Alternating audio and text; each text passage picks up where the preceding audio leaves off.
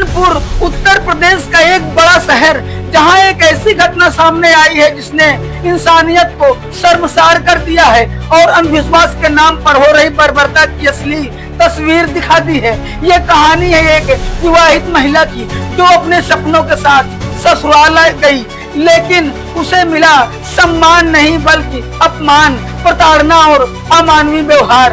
आरोप है कि तंत्र मंत्र और अंधविश्वास के नाम पर इस महिला को जबरन अपमानजनक स्थिति में पूजा में शामिल किया गया। विरोध करने पर उसके साथ मारपीट की गई और उसे मानसिक व शारीरिक रूप से प्रताड़ित किया गया। सबसे हैरान कर देने वाली बात यह है कि इस पूरे मामले में पति, जो महिला का सबसे बड़ा सहारा होना चाहिए, वही उसके खिलाफ खड़ा नजर आया और अपने परिवार का साथ देता रहा। पीड़िता का कहना है कि शादी के बाद से ही उसके साथ लगातार दुर्व्यवहार किया जा रहा था और परिवार द्वारा अंधविश्वास के नाम पर अजीबोगरीब रस्में कार्रवाई की जाती थी, जिनमें शामिल होने के लिए दबाव बनाया जाता था। जब महिला ने इसका विरोध किया तो उसे कमरे में बंद कर दिया गया, उसके साथ मारपीट की गई और उसे डराने धमकाने की कोशिश की गई। पीड़िता ने हिम्मत दिखाते हुए कानपुर के महिला थाने में शिकायत दर्ज कराई है, जिसके बाद पुलिस ने इस मामले को गंभीरता से लेते हुए सास, ससुर और पति और परिवार के अन्य सदस्यों के खिलाफ कई धाराओं में मुकदमा दर्ज कर लिया है। सवाल अब ये है कि 21वीं सदी में भी अंधविश्वास के नाम पर इस तरह की घटनाएं होती रहेंगी? क्या पढ़े लिखे समाज में भी महिलाएं इस तरह की प्रताड़ना सहने को मजबूर रहेंगी? और सबसे बड़ा सवाल, कब तक बेटियां अपने घर में ही सुरक्षित नहीं होंगी?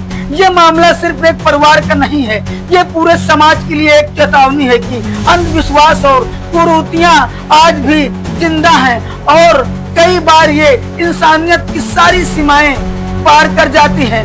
विशेषज्ञों का मानना है कि ऐसे मामलों में जागरूकता और सख्त कानून ही सबसे बड़ा हथियार है। जरूरत है समाज को जागरूक करने की, ताकि कोई भी महिला इस तरह की प्रताड़ना का शिकार न बने। फिलहाल पुलिस ने पूरे मामले की जांच शुरू कर दी है और जल्द ही आरोपियों के खिलाफ सख्त कार्रवाई की बात कही जा रही है। लेकिन इस घटना ने एक बार फिर साबित कर दिया कि अंधविश्वास सिर्फ एक सोच नहीं बल्कि कई बार एक खतरनाक हथियार बन जाता है। अरेंज मैरिज थी शादी, और कुछ टाइम बाद ही मतलब दिक्कतें आना स्टार्ट हो गई थी। दो दिन बाद बोला गया कि पूजा है, पूजा में आपको बैठना है।